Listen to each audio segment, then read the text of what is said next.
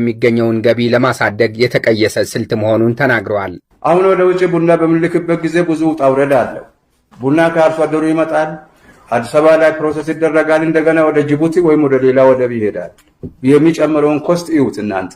የሚሸጥበት ግን ኤፍኦ ፕራይስ የሚባለው ከዛ ቡናው እዛ ሄዶ ደርሶ ምን ብሎ ክፍያዎች ይፈጸማሉ። ረጅም ጊዜ ይወስዳል። እንዳውም ቢቻል የኢትዮጵያ ቡና ሁሉም በአገር ውስጥ በዶላር ቢሸጥ በጣም ውጤታማ ነው።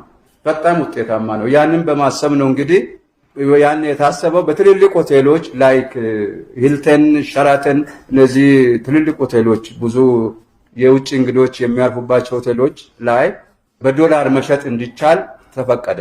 በዘንድሮ አፈጻጸሙ ጉልህ ሆኖ እንዲወጣ ተደረገ እንጂ በአዋጅ በ2009 በኢትዮጵያ አቆጣጠር በነሐሴ ወር ውስጥ የወጣ አዋጅ ይህንን አስቀምጦታል።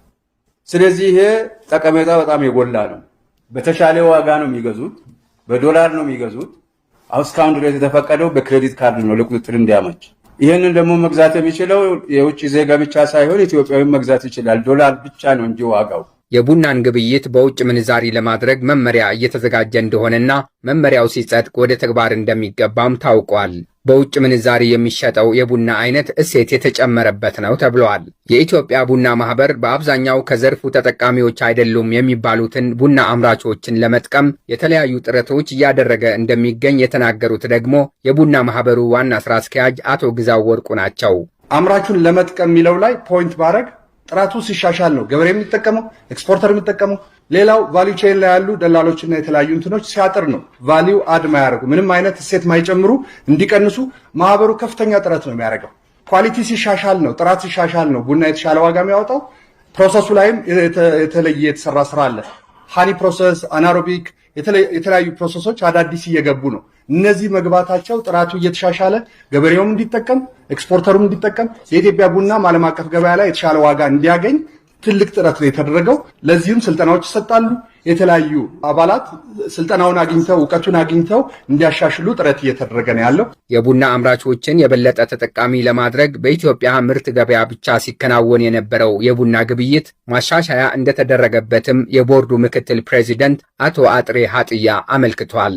በቀድሞ ዘመን ቡና ግብይት ይካሄድ ነበረው ፊት ለፊት ነበረ። የኦፕን ጨረታ አይነት ነበረ።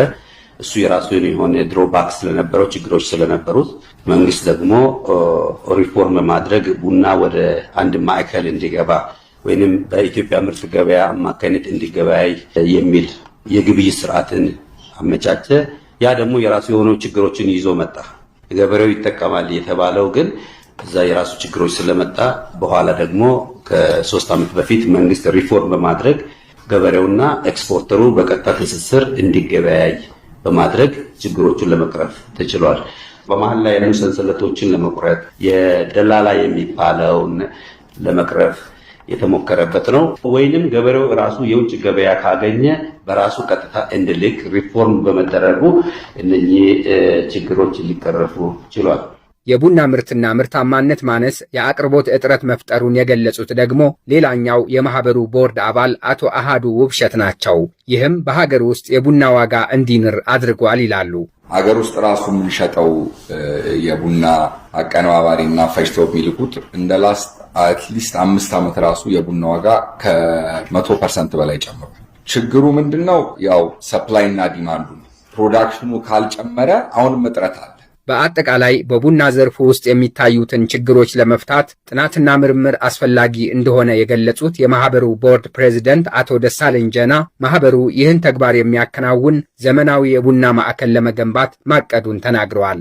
ምርምር ምርትና ምርታማነትን ለማሳደግ ብቻ ሳይሆን የማርኬት ኢንተለጀንስንም ለመስራት የገበያ ምርምሮችን የትኛው ላይ ምን አይነት ቡና ይፈልጋል፣ ጀርመን የምትፈልገው ምን አይነት ቡና ነው፣ አሜሪካ የምትፈልገው ምን አይነት ቡና ነው፣ ጃፓን የምትፈልገው ምን አይነት ቡና ነው፣ ይሄ በጥናት የተደገፈ መሆን አለበት። የቡና ላቦራቶሪ ሴንተር ኦፍ ኤክሰለንስ እንዲኖር እንፈልጋለን በአገር ደረጃ። ሌላው ማሰልጠኛ የገበያ ባለሙያ ያስፈልጋል። ማርኬት ኢንተለጀንሱን ለመስራት ስለ ማርኬት ኢንተለጀንስ የሚያውቁ